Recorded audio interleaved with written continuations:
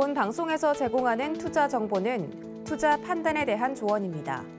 방송에서 제공하는 주식의 가치, 가격 상승 및 가격 하락에 대해서는 방송사에서 보장하지 않습니다.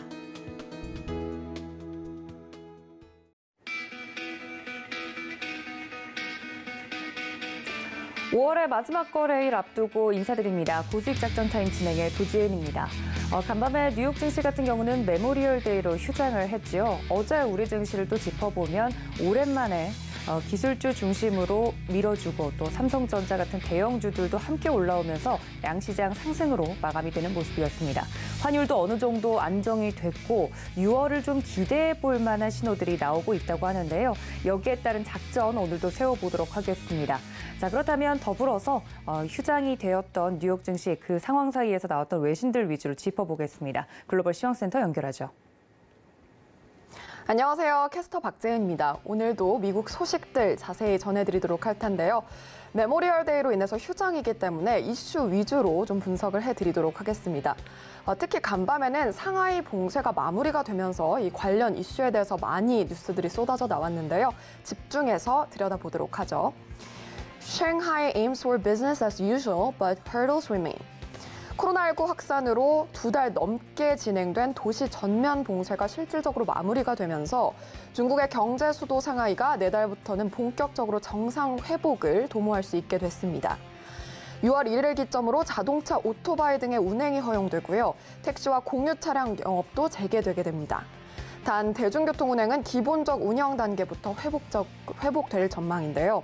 차량이 상하이 외부로 이어지는 도로를 이용하는 데는 현행 통제 규정이 적용되면서 상하이에서 중국의 다른 지역으로 이동하는 데는 제약이 있는 셈입니다. 그동안 2달 넘는 봉쇄로 인해서 상하이 경제가 사실상 마비된 바 있었죠. 세계 공급망과 물류난이 교란되면서 세계 산업과 경제에도 적지 않은 부담 요인으로 작용한 바 있습니다. 이 소식으로 인해서 경제 회복 속도가 얼마나 빨라질 수 있을지 귀추가 주목됩니다. 네, 관련해서 앞서 전해드린 중국 상하이 경제 정상화 소식과 함께 테슬라에서도 반가운 소식이 전해졌는데요. 테슬라 Shanghai plans restores weekly output to 70% of pre-lockdown level. 테슬라가 중국 상하이 공장의 주간 생산량을 코로나19 폐쇄 이전인 70%로 복구했습니다. 현지 시간 30일 로이터에 따르면 테슬라는 지난주 2교대 근무를 추가하는 등의 생산량 늘리기에 나서고 있는데요. 상하이 폐쇄 속에서 기가팩토리 3로 알려진 상하이 공장의 생산을 폐쇄 이전 수준으로 되돌리기로 도전한 셈입니다. 시정부는 테슬라가 재개장할 수 있도록 도움을 줬지만 테슬라는 부품과 인력 부족 문제를 겪어온 바 있습니다.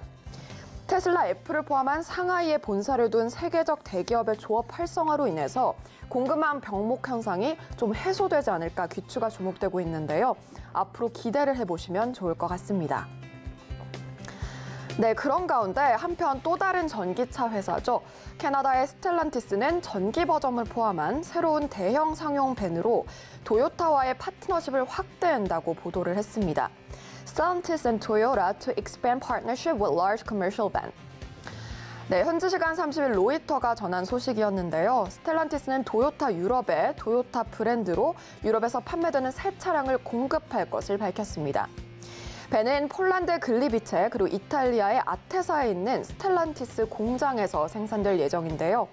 이런 가운데 간밤에는 테슬라와 스텔란티스의 호전성 뉴스에도 불구하고 배터리 시장에 악재로 작용할 수 있는 뉴스도 등장을 했습니다. Battery metal bull market has peaked, Goldman Sachs says. 골드만삭스가 전기 자동차용 배터리의 3대 핵심 요소죠. 리튬, 니켈, 코발트 등의 가격이 정점을 찍었다는 분석을 내놓은 건데요. 배터리 강세장에 영향을 줄 수 있다는 보도입니다. 골드만삭스가 전기차 배터리용의 3대 핵심 소재인 리튬, 니켈, 코발트 등의 가격이 정점을 찍었다는 분석을 내놓으면서 마켓워치는 이런 분석을 함께 내놨는데요.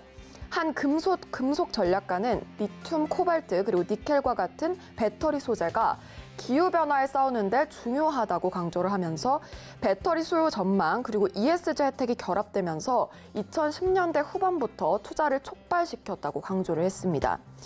골드만삭스는 공급이 확대됨에 따라서 리튬의 경우 올해 메트릭톤당 5만 달러 선에서 내년 1만 달러 선, 코발트는 같은 기간 톤당 7만 달러 선에서 5만 달러 선으로 하락할 것을 시사했고요. 니켈은 올해 톤당 3만 달러 선에서 움직이면서 소폭 약세를 보일 것이 시사됐습니다. 이렇게 되면 공급은 늘어나고 수요는 감소할 것으로 보여지기 때문에 원자재 가격이 안정된다는 점은 긍정적이지만요. 배터리 관련주에 영향이 적지 않을 것으로 분석이 되기 때문에 시장은 좀 걱정을 하는 모습입니다. 향후 원자재 가격 추이는 저희 서울경제TV와 함께 점검해 보시죠. 네, 마지막 기사 살펴보도록 하겠습니다. Bitcoin shows signs of bottoming out after 9 weeks of losses. 최근에 비트코인 가격이 계속해서 움직임을 나타내는데 9주 연속 하락세를 보인 바 있었죠. 그런데 이제 반등 신호가 나오는 거 아니냐라는 전망이 나왔기에 한번 확인을 해보도록 하겠습니다. 9주 연속 하락세를 거듭했던 비트코인이 반등에 성공을 하면서 비트코인이 바닥을 친 것이 아니냐라는 주장이 제기되고 있는데요. 미국의 암호화폐 전문 매체인 코인데스크는 29,500달러 선이 강력한 지지선으로 작용을 하고 있다고 강조를 했습니다. 비트코인은 테라 사태 등으로 지난 9주 연속 하락세를 이어간 바 있는데요. 이는 지난 2011년 8월 이후 최장기 하락세입니다. 이는 글로벌 인플레이션, 즉 물가 상승 압력으로 인해서 각국 중앙은행이 앞다퉈 금리 인상에 나섰고 이로 인해 벌어진 일로 추정되고 있는데요. 그러나 이제 최근 9주 연속 급락했던 비트코인은 31일 기준으로 반등에 성공을 했고요. 원인을 살펴보면 중국의 코로나19 봉쇄 완화로 인해서 긍정적으로 작용한 것이 아니냐는 분석이 일고 있습니다. 이렇게 되면 앞으로 어떻게 될지 좀 궁금해지는 대목인데 일부 분석가들은 비트코인 회복이 예상보다 오래 걸릴 수 있다고 보도를 하고 있고요. 특히나 FX 프로의 수석 시장 전문가는 앞으로 아직 금리 인상 초기이고 시장이 변수가 많기 때문에 아직까지 바닥을 논하는 것은 시기상조다라는 의견을 강조하기도 했습니다. 이렇게 비트코인까지 상하이 봉쇄 해제 영향이 많이 받고 있는데 향후 시장은 어떻게 흘러갈지 계속해서 점검해 보시길 바랍니다. 지금까지 외신 살펴봤습니다.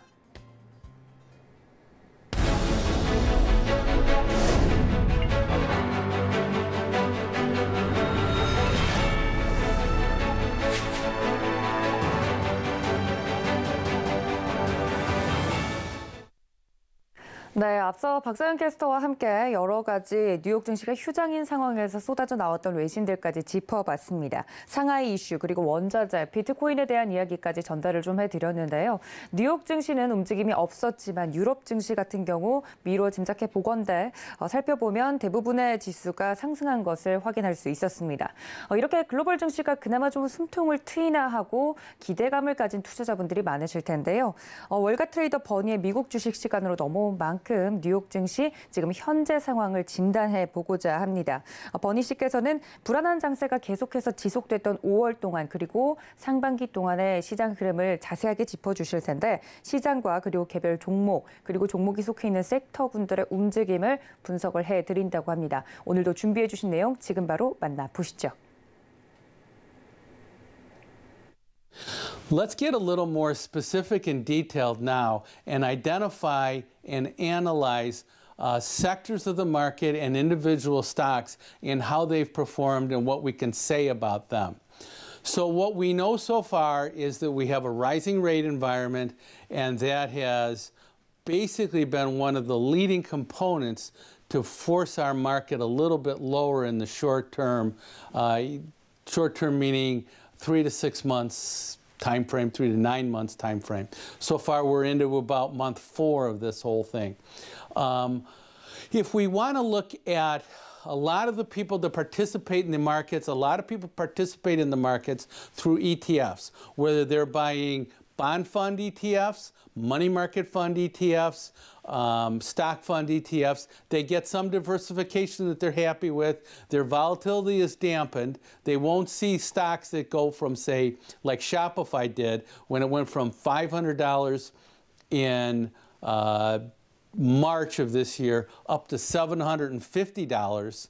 Okay, so we basically rallied 50% in a 3-week window, and then unfortunately came back down to $488. So there are some of those stocks that you'll never see that kind of volatility in an ETF. But let's look at the ETFs and what's gone on so far. What we know is that we're in a rising rate environment.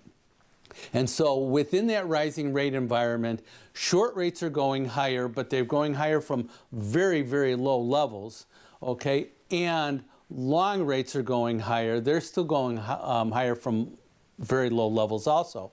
But what we've seen in this chart right here is the blue line is the bond funds, the purple line is the money market funds, and the orange line are the equity funds. So what we've seen so far, when we go back and look at COVID, okay, because that's a great example. When we go back and look at COVID, the market went down a ton. People got freaked out and they went all into cash. They sold their bonds, they sold their equities, and they went into cash. Those are great identifications of market bottoms. No one knew what was going to go on. They're like, get me out at any price, get me into cash at any price, and lo and behold, the market rallied just tremendous amount off of that low. What we've seen this time is the blue lines going down, the bond funds going down, but the money market funds are going down also, and the equity funds are staying the same. So what people are doing is they're getting out of the bond funds and the money market funds, and they're putting their money into the equity market because they're getting price depreciation in the bond fund. Even though they're getting a level of interest, the price of those bonds are going down. They're not getting any good price appreciation yet in the money market funds because those levels are going higher and they're waiting for better levels to start to invest in. Once we get that second rate hike coming in, and it's probably going to be 50 basis points, maybe we'll see some more money going into the money market funds. But great bottoms occur when there's a preponderance of people going into cash and not just moving their money out of bond funds where they're losing money into equity funds. So we want to identify conditions where the market sets a good bottom, thinking about just the ETFs and the mutual funds. Now, let's look at a sector, okay? So let's take the leisure sector, the travel and leisure sector. You know, what we saw in March of 2020 is no one flew, no one stayed in the hotels, no one went on vacations. So we know that the hotels, the airlines, anybody that was a party to that leisure industry suffered substantially. Okay, and what we see, the top line right here is the number of people going through the TSA checkpoints, the travel security checkpoints at the airports. And the little squiggly line is the daily numbers, okay? And then the solid black line is the 7-day moving average of those. So we can see there is some volatility. And what we saw is a tremendous fall off. Now, we put that in line with also the number of people that checked into hospitals. And what we could see is on all of these times when the TSA line went down, the hospital admissions went up, okay? So the number of inpatient beds being occupied in hospitals were high at low levels of people running through the TSA checkpoints. Now what we saw in end of January of this year, we saw the Omicron bring down the number of people flying again as the number of people were getting admitted into the hospital. But in this case, our death rate, our mortality rate stayed very low. They just got sick. Probably some people wanted to be more careful than not. They got checked into the hospital, but they recovered pretty quickly and we're off and running again, and then we bounced back up. So now if we look, we're at levels that we were at pre-pandemic. Okay, so what we know about the travel industry, and we want to take this information, go forward, what we know is that people are traveling now. Okay, so if they're traveling, they're staying at hotels. If they're traveling, they're participating in the leisure industry, whether it's Disney World, whether it's going to the beach, anything like that. We know that our beaches, the college kids, overwhelmed the beaches in Florida, overwhelmed the beaches in Texas because they hadn't been in 2 years on spring break. So this takes us through the end of November. We can see the erosion going on right here where the market's still doing okay coming into the end of the year. Then we saw a significant break, okay? But what we've seen right here is, see the rally that we had basically off of the January lows and then the March lows, and in late April or late March, early April, we retested those lows, took them out by a little bit, but we aren't anywhere near the highs that we saw here. So that travel and leisure space is not seeing any great participation within the market on a sector basis. So finally, what I want to think about is when we think about this whole market and looking at sectors and stocks themselves, let's just think about the forward PE ratio. So the forward PE ratio takes the price of the stock divided by the expected earnings 12 months out. So, because what we're looking forward. So what we've seen at Great Bottoms is some declines in that PE ratio, okay? The last number I have is April 8th, and as of April 8th, yes, we've gone down, but have we gone down deep enough yet to be able to identify stocks that are cheap on average? And the other thing we need to think about is that at very, very, very low rates of interest, okay, low borrowing costs, low funding rates, we should have a high PE ratio because there's no implied competition for returns. When bond yields are, say, 10%, okay, that's competition of returns for equity returns, because dividends returns won't be 10%. So for the stock market to outperform, it's going to have capital price appreciation. When yields are at 0.5% there's no competition for stocks to outperform. The reason stocks did outperform was because there was so much liquidity in the markets. The Fed's now trying to take out that liquidity. So I would think we should start to see a decline in the forward PE ratio for the S&P 500. 네, 미국 시카고에 계신 버니 씨와 이야기를 나눠봤습니다. 혹시나 긴밀한 소통을 원하시는 분들은 문자 샵 0082번으로 버니의 미국 주식이라고 적어서 보내주시면 함께 할 수 있는 방법 안내를 해드리고 있으니까 이 점까지 참고 부탁드리고요. 버니의 미국 주식 본방송을 놓쳤다 하시는 분들은 저희 서울경제TV 유튜브 통해서도 다시 보실 수 있으니까 이 점까지 참고해 보시면서 다시 보기 해주시면 좋을 것 같습니다. 그리고 더불어서 안내를 좀 해드리자면 지금 나온 소식입니다. 4월 생산 소비 그리고 설비 투자 2년 2개월 만에 전월 대비 또 트리플 감소했다라는 이야기가 나오고 있다는 점까지 속보로 안내를 해드리면서요. 버니의 미국 주식은 여기서 마무리하도록 하겠습니다.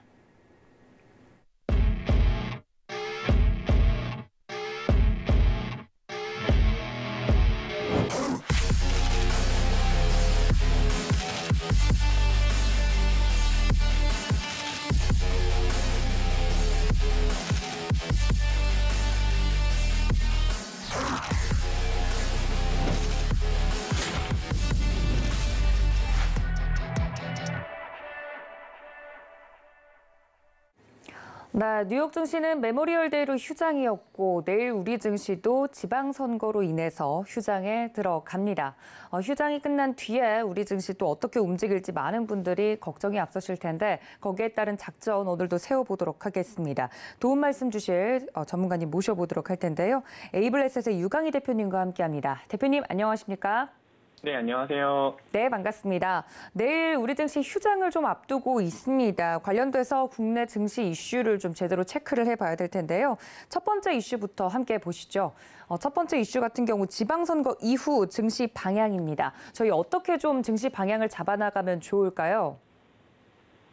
네, 먼저 이제 윤석열 대통령의 국정 수행 관련한 설문조사를 보면 좋을 것 같은데요. 리얼미터가 최근 30일 발표한 자료를 보게 되면 지난 23일에서 27일 사이에 전국 18세 이상 국민 2,516명을 대상으로 설문조사한 결과를 보면 윤석열 대통령의 국정 수행을 잘한다는 응답이 54.1%가 나왔습니다. 이게 이제 선거를 앞두고 전주 대비 긍정평가가 2포인트 정도 상승한 모습인데요. 현재 여소야대 국면이지만 50%가 넘는 긍정평가에 만약 지방선거에서 여당이 승리한다면 정부에서 지금 추진하고 있는 정책들에 대한 정책 모멘텀을 좀 기대해 볼 수 있을 것 같고요.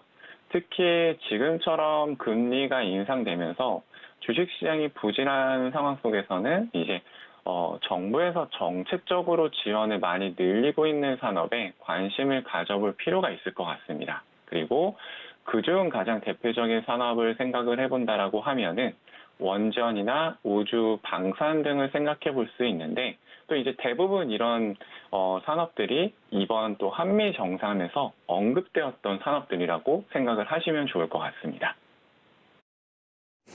네, 정책 수혜 업종으로 여러 가지를 좀 이야기를 해주셨는데 원전, 우주, 방산 이렇게 세 가지를 짚어주셨습니다. 자세하게 좀 들여다볼까요? 네, 먼저 그 첫 번째로 원전의 경우를 살펴보게 되면은 신한울 원자력 발전소 1호기가 발전이 이제 시작을 했습니다. 그리고 참고로 신한울 1호기 같은 경우에는 이제 우리나라에서는 27번째 원전이고요. 핵심 설비를 국산화해 이제 기술을 자립한 첫 원전이라는 점에서 의미가 있다고 생각을 하고 있습니다. 그리고 정부에서는 이제 3호기와 4호기도 건설을 재개를 하고 2030년까지 원전 10기를 이제 수출을 한다라는 목표를 하고 있기 때문에 관련 산업에 대한 수혜가 어느 정도 예상이 되고 있고요. 그리고 이제 두 번째로는 우주 산업인데요. 6월 15일, 얼마 남지 않았죠. 6월 15일에 누리호가 나로호 우주센터에서 두 번째로 도전에 나서게 됩니다. 누리호 같은 경우에는 이제 실용 위성을 고도 600에서 800km의 지구 저궤도에 투입하는 능력을 확보하기 위해서 한국이 이제 독자적으로 개발한 우주 발사체라고 생각을 하시면 될 것 같은데요. 2010년부터 3월까지 무려 한 2조 원 가량을 투자를 하면서 기간도 좀 오래 걸리고 자본도 좀 많이 들어간 사업이라고 생각을 하시면 좋을 것 같습니다. 이렇게 이제 누리호 발사에 성공을 하게 되면은 우리나라는 러시아와 미국, 유럽에 이어서 독자적으로 실용 위성을 궤도에 올릴 능력을 갖춘 7대 우주 강국이 되게 됩니다. 이외에도 이제 한국형 위성항법 시스템인 KPS를 개발을 하고 있고 또 8월에는 첫 달 탐사선인 다누리 발사도 앞두고 있기 때문에 항공 우주 산업 같은 경우에는 장기적으로 봐도 조금 유망한 사업이라고 볼 수 있을 것 같은데요.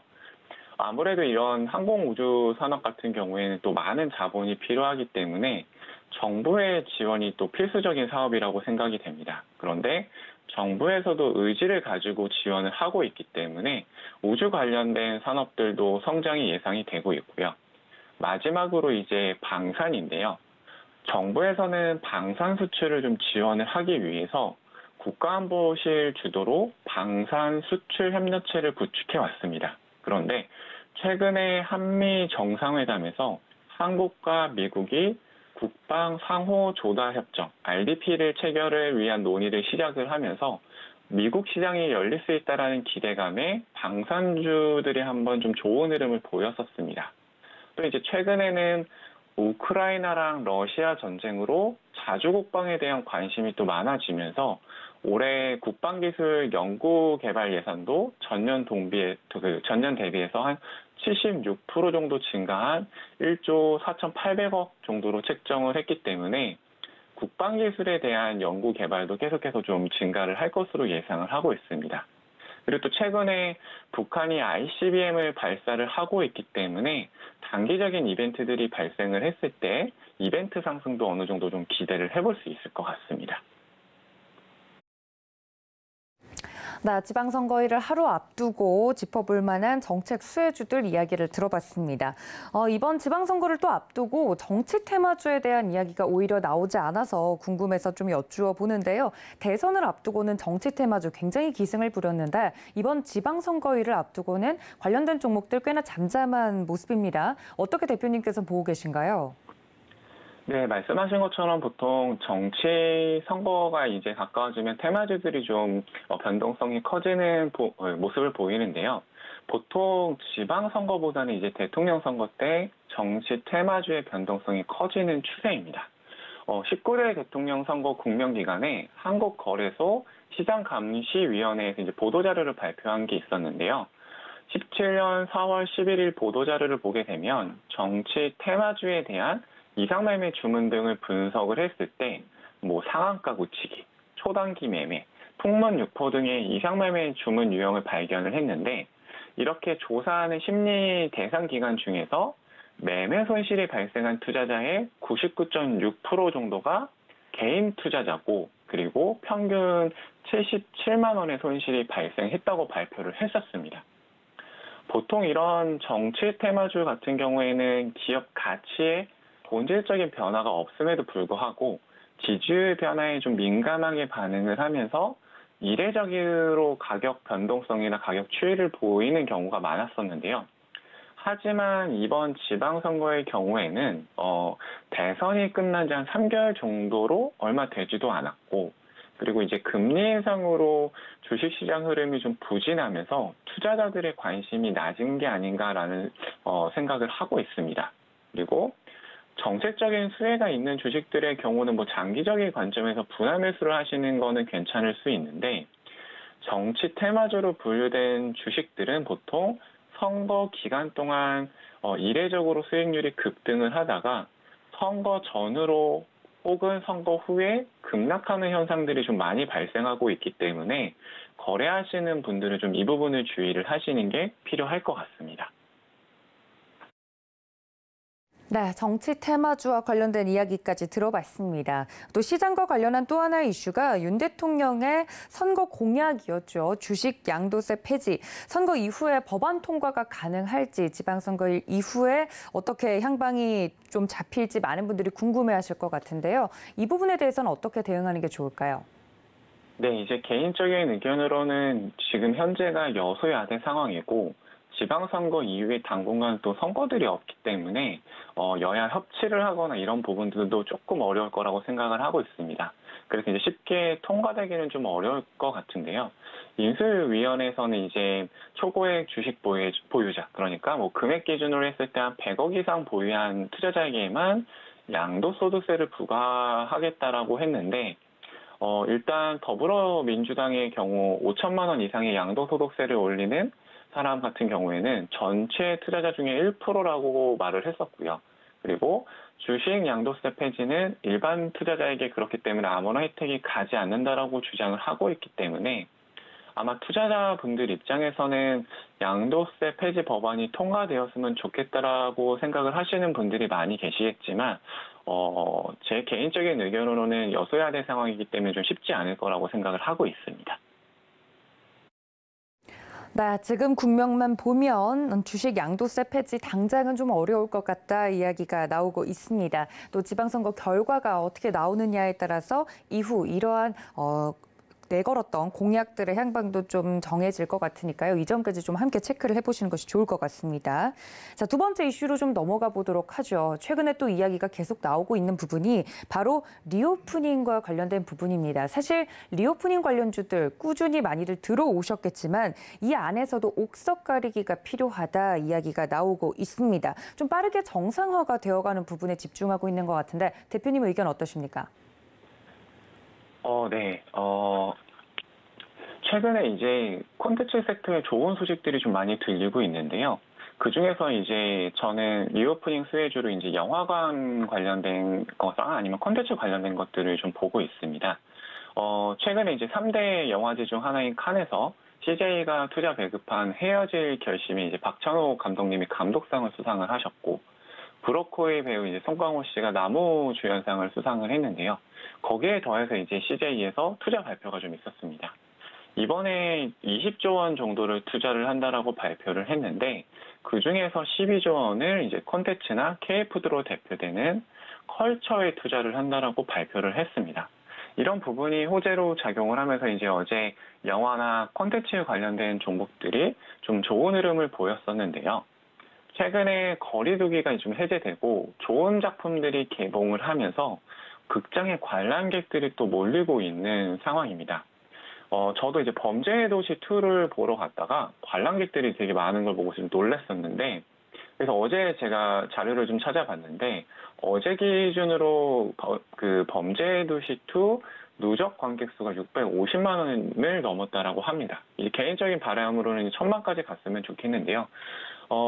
범죄의 도시 2 이후에도 이제 이번에 칸에서 수상한 작품들과 뭐 주라기 월드, 그 다음에 블랙팬서 2 등 이제 개봉이 예정되어 있기 때문에 계속해서 좀 좋은 흐름을 이어갈 것으로 생각을 하고 있고요.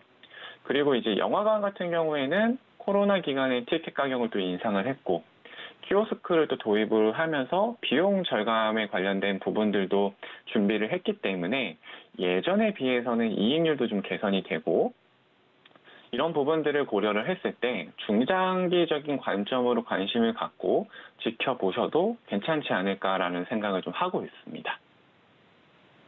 네, 영화관 관련돼서 긍정적인 이슈들이 나오고 있는 점 짚어주셨습니다. 그 650만에 저도 한 표를 좀 동참한 것으로 보아서 영화관에서 확실히 거리두기도 많이 해제가 됐고 음식도 먹을 수 있게 되면서 많은 분들이 영화관을 찾고 계신 것 같은데요. 어제 국내 증시에서 콘텐츠주가 급등세를 보였습니다. 여러분들도 모두 아시다시피 특히 CJ E&M 긍정적인 흐름이 나왔다는 점, 장중 한때 6% 정도 급등했다는 점까지 다시 한번 짚어드리도록 하겠습니다. 그렇다면 대표님, 저희 오늘장 전략이 좀 필요한데 이렇게 휴장을 하루 앞두고 어떻게 전략을 좀 세워가는 게 좋을까요? 네, 먼저 이제 미국 같은 경우에는 메모리얼 데이로 휴장을 했지만 유럽 주요국 증시 같은 경우에는 이제 중국 상하이 봉쇄 해제 기대감이 반영이 되면서 일제히 상승하는 모습을 보였었는데요. 앞서서 이제 저희가 속보로 말씀하셨지만 4월 생산 소비 투자가 26개월 만에 좀 감소했다라는 속보가 나왔었는데, 이런 부분들이 아마 공급난이 발생을 하고 인플레이션이 발생을 하면서 금리 인상이 되는 부분이 영향을 미치면서 좀 감소한 것으로 보고 있는데, 지금 현재 중국 같은 경우에는 코로나19 확산을 막기 위해서 한 2달 동안 중국 상하이를 봉쇄를 했었습니다. 그런데 만약에 중국 상하이 봉쇄가 풀리게 되면 공급난이 어느 정도 좀 정상화되고, 이렇게 되면은 이제 인플레이션이 조금 주춤할 수도 있고, 그렇게 되면 이제 금리 인상이 지금처럼 좀 빠른 속도로 진행이 안 될 수도 있는 부분들이 있기 때문에 경제가 정상화가 되는 게 아니냐는 좀 기대감들을 시장에서는 좀 많이 갖고 있는 상황입니다. 그렇기 때문에 우리나라 증시에서도 좀 관련주들이 좋은 흐름을 보이지 않을까 예상을 하고 있습니다. 네, 앞서 나왔던 속보까지 좀 짚어주셨습니다. 지난달 전 산업 생산, 소비, 설비 투자가 모두 전월 대비 감소했다라는 이야기 전해드렸는데요. 시장에 대해서 긍정적인 시그널 짚어주셨고 오늘장 전략까지 녹여서 이야기를 해드렸습니다. 지금까지 에이블에셋의 유강희 대표님과 함께했습니다. 대표님 고맙습니다. 네, 감사합니다. 자, 그렇다면 종목에 대한 국내 증시 작전 이어서 짜보도록 하겠습니다. 이 시간을 늘 알차게 채워주시는 분이시죠. 글로벌 파트너스 이성웅 이사님 연결합니다. 이사님 안녕하십니까? 네, 안녕하세요. 네, 반갑습니다. 본격적으로 좀 이슈 이야기를 하기 전에 어제 우리 시장 짚고 넘어가면 좋을 것 같습니다. 환율이 1,300원대 이야기가 나왔던 게 엊그제 같은데 많이 안정이 됐고 어제 우리 시장만 보면 외국인과 기관의 양 매수가 좀 들어와 주면서 6월 달 좀 기대해 봄직하다라는 이야기들이 나오고 있습니다. 어제 우리 시장 어떻게 보셨을까요? 네, 시장이 그 환율의 변동성, 그다음에 상승하는 구간에서의 변동성을 염두에 두는 걸 기존 방송에서 언급을 드렸는데, 그 변동성 자체가 아직 남아있긴 하지만은 환율이 이제 하락을 하는 모습이 나타나면서 어제 기계적인 외국인 매수가 유입되는 모습이었습니다. 코스피 지수만 놓고 보자면 이제 2650선 이상의 위치를 하고 있는 상황이고요. 소위 말해서 지금은 뭐 썸머 랠리가 왔는지 아니면은 베어 마켓, 즉 약한 시장에서 랠리가 나오는지 그 여부는 저희가 구분을 해볼 필요가 있겠지만은 이 지속되는 인플레이션 구간에서 시장이 그래도 긍정적인 모습을 나타내고 있고요. 만약 유가 같은 경우가 지속적으로 지금 115달러 이상 수준에 위치하고 있는데 이 수준 자체가 레벨이 한 단계 더 높아진다고 하면 즉 한 117달러, 120달러 이러한 수준을 유지하고 6월, 7월까지 흘러간다고 하면 그때 다시금 인플레이션에 대한 그 우려가 불거질 수 있기 때문에 저희가 원자재 가격에 초점을 맞추고 살펴볼 필요가 있겠고요. 다만 당분간은 지금 시장 흐름 자체가 그 하락보다는 상승에 초점을 맞추는 흐름이 나오고 있다는 점에서 조금 이거를 적극적으로 시장에 매수를 한다 이런 측면보다는 지수 자체보다 지금 이제 그 종목별로 접근을 하면서 조금 실적이 뒷받침되는 그다음에 저희가 기존에 봐왔던 종목들 위주로 집중을 하는 게 필요한 구간이라고 말씀드리겠습니다. 네, 외국인들의 수급이 좀 들어와 주면서 앞으로는 조금 더 종목에 대해서 확신을 가지고 매매를 할 수 있지 않을까 하는 의견까지 들어봤습니다. 자, 그렇다면 본격적으로 첫 번째 이슈로 좀 들어가 보도록 할 텐데요. 오늘도 원자력과 관련된 이야기를 준비를 해 주셨다고요. 산업통상자원부와 과학기술정보통신부가 예비타당성 조사를 신청한 원자력 발전 예비타당성 조사 사업들이 이번 주에 빠르면 최종 결과가 확정된다고 하는데 확실히 관련된 종목들에게는 호재겠죠? 네, 일단은 그 예비 타당성 조사와 관련해서 최종 예산 규모에 주목을 할 필요가 있겠습니다. 왜냐하면은 최종 예산이 기존 예비 타당성과 관련된 안보다 삭감될 가능성이 클 것으로 지금은 예상을 하고 있고요. 그렇다고 하면은 이 부분에서 다시금 관련된 종목들의 변동성이 커질 수 있는 요인이 있기 때문에 이 부분에 대해서는 그 확정되는 예산이 얼마인지에 주목을 할 필요가 있겠습니다. 한국과학기술기획평가원이 31일 이제 위원회를 열고 예타 심의를 받는 이 부분인데요. 기존의 사업 부분, 즉 혁신형 소형 모듈 원자로 사업과 원전 해체 경쟁력 강화 기술 개발 사업과 관련해서 각각 2천억 원 가까이 삭감된 안을 제시를 한 바 있습니다. 그렇다 보니 이 부분에 대해서 지금 예상은 기존보다 한 2천억 원대의 삭감을 예상을 하고 있는 수준이고요. 약 3천억 원대 후반 정도가 2천억 원의 삭감 구간이기 때문에 과연 어느 정도의 예산이 합의될지 그 여부에 주목을 할 필요가 있겠습니다.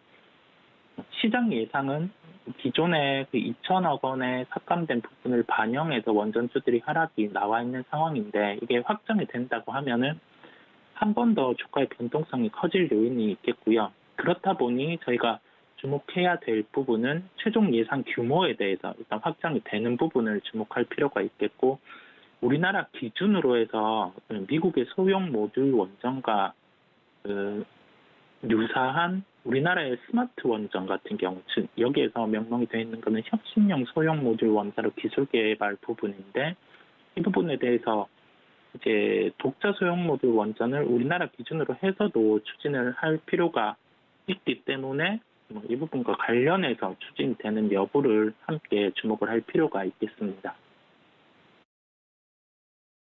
네, 두 가지 포인트를 좀 짚어주신 것 같아요. 예산 규모를 확인을 해봐야 된다. 그 안에서도 좀 독자적인 기술을 가지고 있는 기업들에 좀 집중을 해야 된다 말씀을 해드렸는데 그렇다면 오늘 관련돼서 볼만한 종목 어떤 종목일까요? 네, 전제에서 한 번 더 강조드리는 것은 예비 타당성 조사와 관련된 예산 확정에 주목을 할 필요가 있겠고요. 오늘 그 부분이 확정되기 때문에 예산안의 확정을 보고 해당 종목은 매매를 하시면 되겠습니다. 종목은 BHI인데요. 기존에 우리나라의 스마트 원전과 관련된 사업에 참여를 한 경험이 있다 보니 이번에 우리나라 중심으로 한 소형 모듈 원전, 즉 스마트 원전이 추진이 된다고 하면은 관련해서 수혜를 볼 수가 있겠고요. 기존에 스마트 원전과 사업을 할 때 BHI 같은 경우는 두산중공업, 즉 두산 에너빌리티가 미국의 소형 모듈 원전 뉴스케일 파워 부분에 맡았던 주기기 이러한 부분과 같은 역할을 해낼 수 있기 때문에 시장에서 부각이 될 가능성이 높을 것으로 보입니다.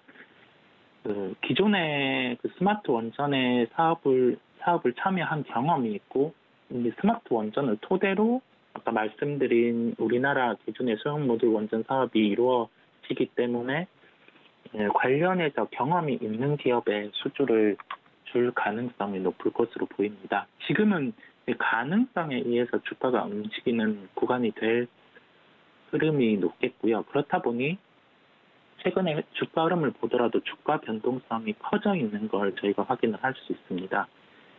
구체적으로 오늘의 모멘텀 같은 경우는 그 최종 예상 규모에 주목을 하면서 이렇게 최종 예상 규모가 확정이 된다고 하면은 시장 예상치보다 낮고 높고 이 부분은 나와 봐야 알기 때문에 미리 선행해서 매수를 할 필요는 없겠고요. 저희가 가격적으로 봤을 때 최근의 주가 흐름상으로 한 5,000원대 초반 같은 경우는 변동성이 확대된 구간의 하단이다 보니까, 그리고 모멘텀이 나왔을 때 늘 이 종목 같은 경우는 변동성이 큰데 한 5,000원대 초반에서는 반등이 나오는 모습 저희가 확인을 할 수 있었거든요. 그렇다 보니 이 가격에서 접근이 가능하겠고, 그 가격적인 측면을 그 박스권 최근의 흐름 하단으로 말씀드린 이유는 당장 지금 74 같은 경우가 작년에는 적자가 나오는 모습이었고 올해는 흑자 전환이 될 수 있는데 뚜렷하게 이게 얼마의 밸류를 가지고 갈 수 있다라고 책정하기 힘든 구간이다 보니 저희가 가격적인 측면에서 차트를 통해서 5,000원대 초반에 대응이 필요하다는 점을 말씀을 드렸습니다. 네, BHI 특징적인 종목으로 이야기를 해주셨습니다. 하지만 이 종목 같은 경우는 하나의 전자 조건이 있습니다. 말씀드렸던 이슈에서 예산 확정이 되는 것을 보고 종목에 대해서는 트레이딩을 해야 된다 말씀을 좀 드렸으니까요. 가격 구간과 그리고 체크해보면 좋을 이슈들까지 말씀을 드렸으니까 이슈를 보시면서 이 종목은 함께 따라가시는 것이 좋을 것 같습니다. BHI까지 이야기를 해드렸습니다. 자, 두 번째 이슈로 좀 넘어가 보도록 하겠습니다. 계속해서 코스피 2,650 안착 분위기가 형성이 됐고, 그리고 2,700까지 좀 단숨에 저는 회복을 좀 해줬으면 좋겠는데, 관련돼서 이러한 흐름 속에서 살펴볼 만한 종목이 있다면 어떤 종목이 또 있을까요? 네, 최근 시장 흐름 자체가 반등세 2,550선에서는 4번의 반등이 이루어지면서 견조한 모습이 나타나고 있고요. 환율 같은 경우도 변동성은 아직 존재하지만 상승에 대한 흐름이 꺾였다는 점에서 우리나라 시장에는 긍정적인 요인이 이야기되고 있습니다. 시장이 이제 2,650 구간 이상에서 안착하는 분위기이긴 합니다. 지수만 놓고 살펴볼 필요는 이제는 없는 구간이고 종목을 통해서 살펴볼 필요가 있겠고요.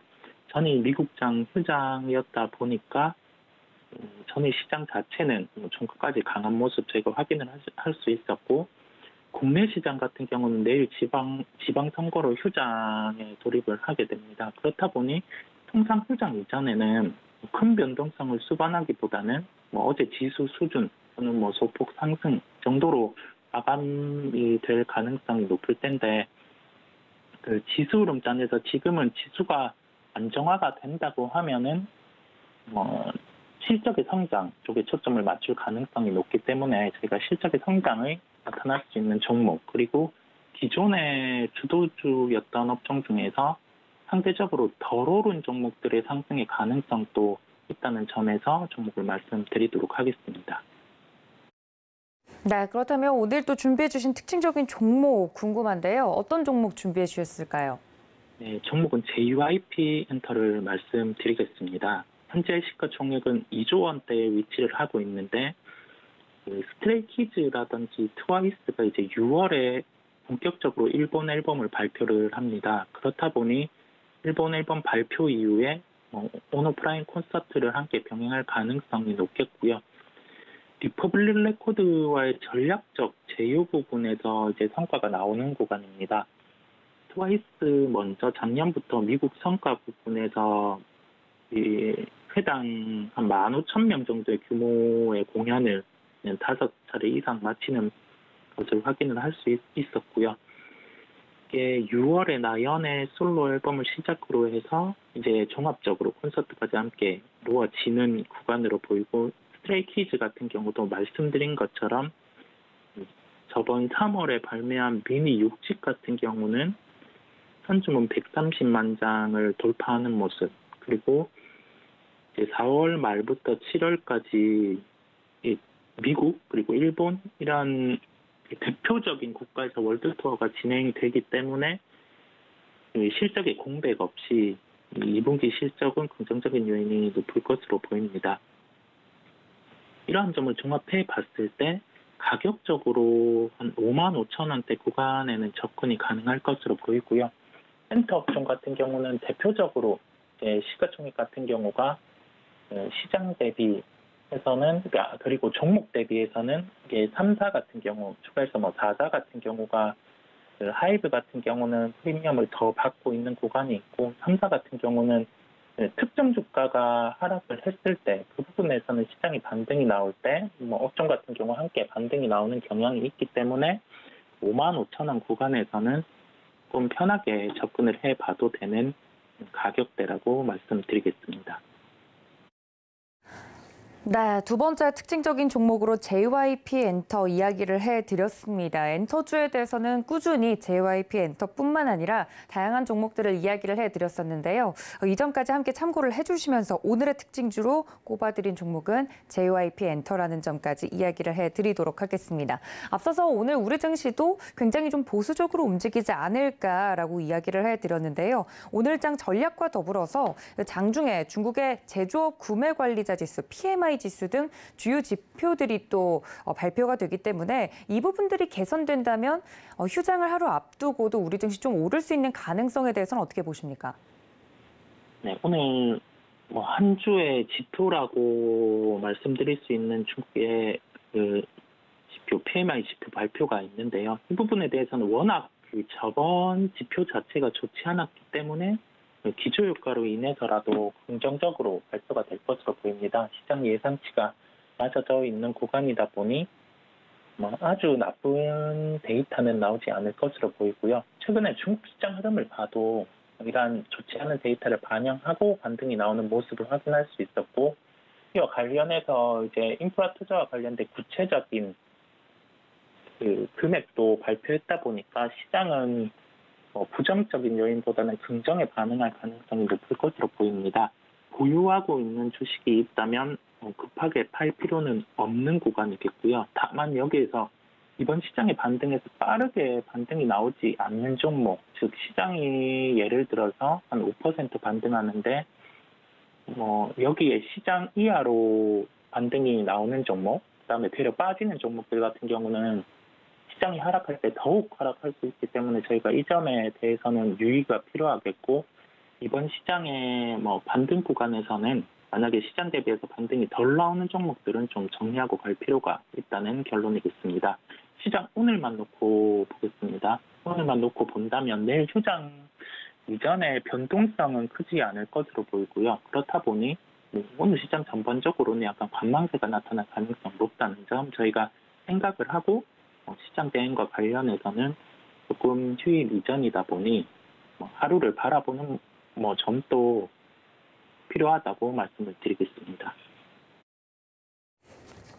네, 장중에 발표가 되는 주요 지표들에 대한 흐름, 거기에 따른 대응 방법까지 좀 여쭈어 봤습니다. 하나만 더 여쭈어보자면 내일 우리 증시도 휴장을 앞두고 다음에 또 개장이 되었을 때 어제 연속적으로 올랐던 종목들에 대해서는 계속해서 그 흐름이 지속될지 궁금한데요. 예를 들어 어제 같은 경우는 콘텐츠 관련주들 이슈를 받아서 올라왔는데 이게 지속적으로 갈지, 혹은 현대차 부품 관련된 종목들도 올라왔는데 이런 종목들도 연속적으로 갈 수 있을지 좀 궁금한데 그 옥석 가리기의 기준을 어떻게 삼으면 될까요?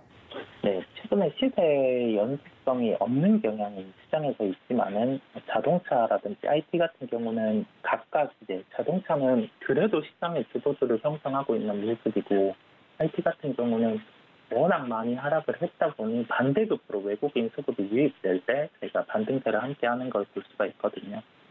네, 그렇다 보니 이와 관련해서 자동차 부품이라든지 그런 종목은 시세의 연속성을 한 번 더 발휘도 되는 구간일 것으로 보입니다. 왜냐하면 실질적인 측면에서도 저희가 좋지 않은 구간에서도 1분기 실적이 좋았던 점을 확인을 했고, 다음 실적에 대한 기대감이 반영이 돼 있는 구간에서 모멘텀이 살아있기 때문에 최근에 시장 자체는 시세의 연속성이 부족하지만은 그래도 한 번은 기대를 해보고 살펴볼 필요가 있다는 결론을 짓도록 하겠습니다. 네, 버틸 수 있는 종목과 버틸 수 없는 종목을 가려내는 것이 굉장히 중요할 것 같다. 이야기를 다시 한번 강조해 드렸습니다. 지금까지 글로원 파트너스 이성웅 이사님과 함께했습니다. 이사님 고맙습니다. 네, 감사합니다. 네, 저희 5월의 마지막 거래일 개장을 앞두고 있습니다. 여러분들 장중에 매매 시그널은 다음 프로그램 통해서 잡아드릴 예정이니까요. 잠시 쉬었다가 다시 인사드리겠습니다. 본 방송에서 제공해드린 정보는 투자 판단에 대한 조언일 뿐 해당 주식의 가치나 수익률을 보장하고 있지 않다는 점까지 알려드리면서 지금까지 시청해주신 여러분 고맙습니다.